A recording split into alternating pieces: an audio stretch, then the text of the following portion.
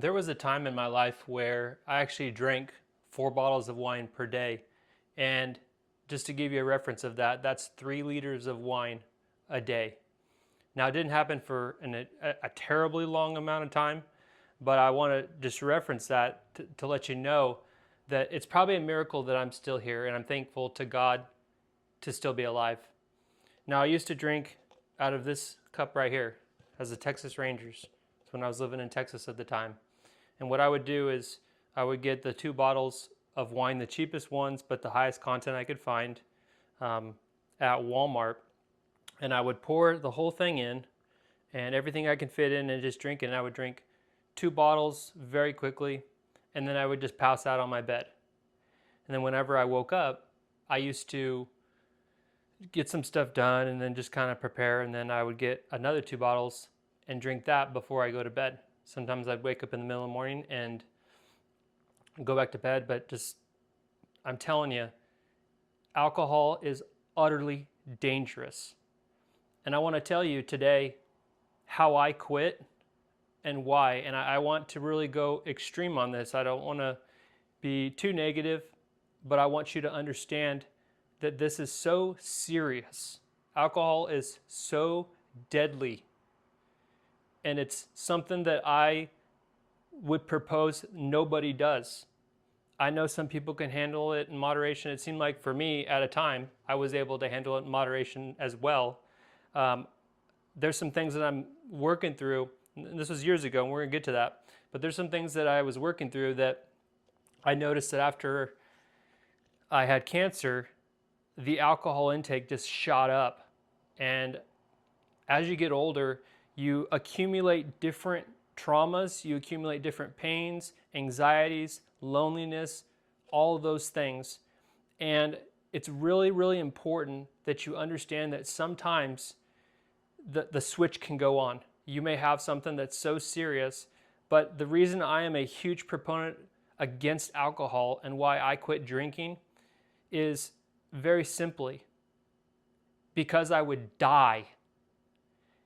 And I actually did a video the other day talking about weight loss, and I was talking about kind of the progression and what really gets you the long-term success and allows you to actually continue on.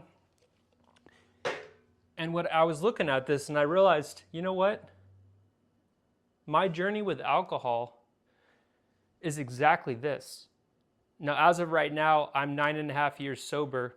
I would be over 12 years, but I threw it away at a couple weeks to my 4-year sobriety date after my engagement was called off.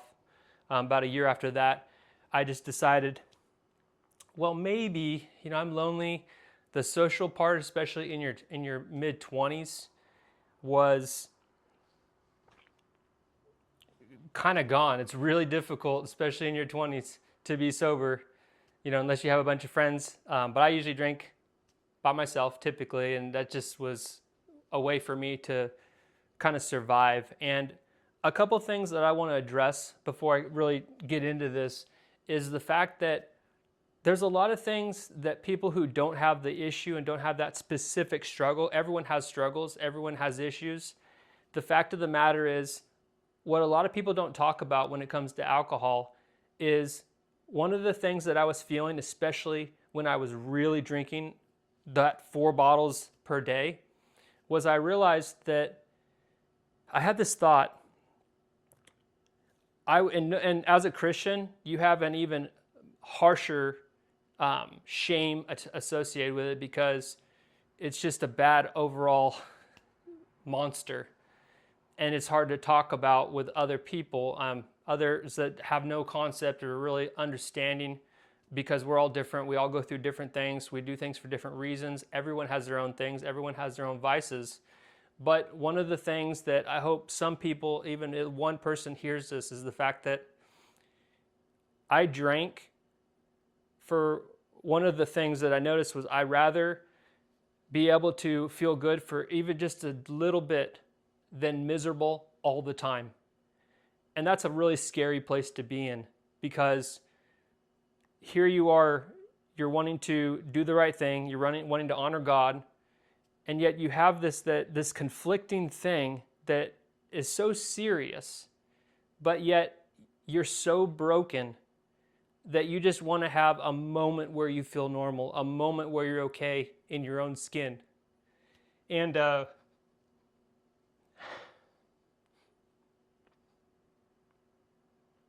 but my point with this whole thing is, for those of you that you understand, you went to alcohol because it solved a problem.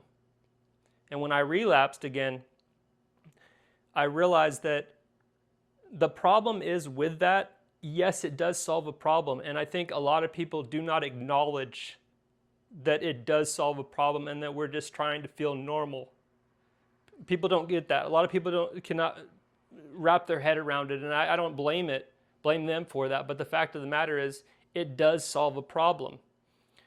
But the problem is that it just solves one problem and causes 10 more. And so what I realized was, especially when I was trying to get back, that 30, 60, and 90 days is brutal. It is so brutal. And that's why I can't go back ever. Not to mention, if I did, that would probably be the end of it. So the biggest reason why I quit drinking is because I would die. That's it. It only ends in the grave. And it could also end in someone else's grave. That's how serious alcohol is. Not to mention, there's ties between alcohol and some colon cancer. So, but what I was thinking about when I was doing my weight loss that's similar to this was that what happens is you have two different things that are happening. As you're going along the journey, you can white knuckle it. You can gain some space. You can go ahead and get some momentum and everything. But eventually, if you don't do the inner work, if you don't do the things that has to do with the mindset, just like I talk about in weight loss, the stuff that's underneath, all the traumas, all the things that are going to constantly be pushing up, and you can push it off for a while. There's some time that you can push it off. But the fact of the matter is, at some point, if you can't change and start dealing with the underlying issues, you're just going to revert back to it. Now, I want to say specifically with alcohol and why I had to do it, because I have other issues too. But I had to stop because I realized that if I don't stop this specific thing, I will die. It's inevitable. I will die. And so here I have, this guy holding some alcohol, and then he has half a cup here. We're making progress up here. Because as you're going through the journey, you got to work through this underlying stuff that is keeping you stuck. If not, you will die. Now, depending on where you're at, you may need some professional help. You may need some help with the withdrawals. There's some serious things that could happen if you quit instantly. I didn't do that. I did go to rehab back in 2010, but I didn't get actually fully away for about 4 years in between getting engaged. I had a couple years before that, and then I had like a year and a half, and then I relapsed for a couple weeks. But that last time, it's fortunate that I did survive. But I realized that alcohol is so deadly and it's so dangerous that this is the inevitable. I have people close to me that are gone, and I have people that are gone because of somebody that was doing this, driving. And I just want you to understand that the biggest reason you need to stop drinking, especially if you have a real problem, is because you're one decision away from causing mayhem, your life, someone else's. So as you go through your journey, if you're going on, then I hope you do, you have to understand that you do have to do the inner work. You have to understand yourself, what's triggering that, and for goodness sakes, pick something else. And now in the recovery community, we understand switching addictions. It doesn't solve it, but let me tell you something. This is the inevitable if you don't stop drinking and you have a drinking problem.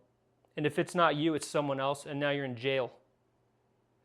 And I just hope that you understand how serious this is, that if you can't stop, do whatever you got to do to get the help that you need, because this is where you're going if you don't. So you got to do the inner work. You got to understand the triggers.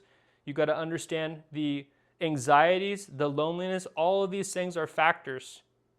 But understand, that's how you get long-term freedom, and that keeps you alive. And if there's anything like that, it scared me so much that I realized that that is the inevitable. So if there's anything, again, I don't. This isn't a shame, because I understand. I understand the different things, and that it does solve a problem. It does allow you to feel like you survive, or you can get up the next day. But the problem with alcohol is it's so dangerous that if you can't, if necessary, scare yourself that if you don't stop, you're going to die. And that's the part, that is your wall. Is the wall is death. And if I can't get a grip on that, that's where I'm going to end up.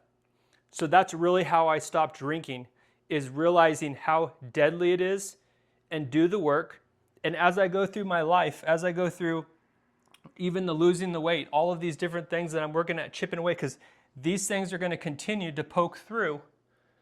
And this, with alcohol, cannot be one of the vices. It cannot be.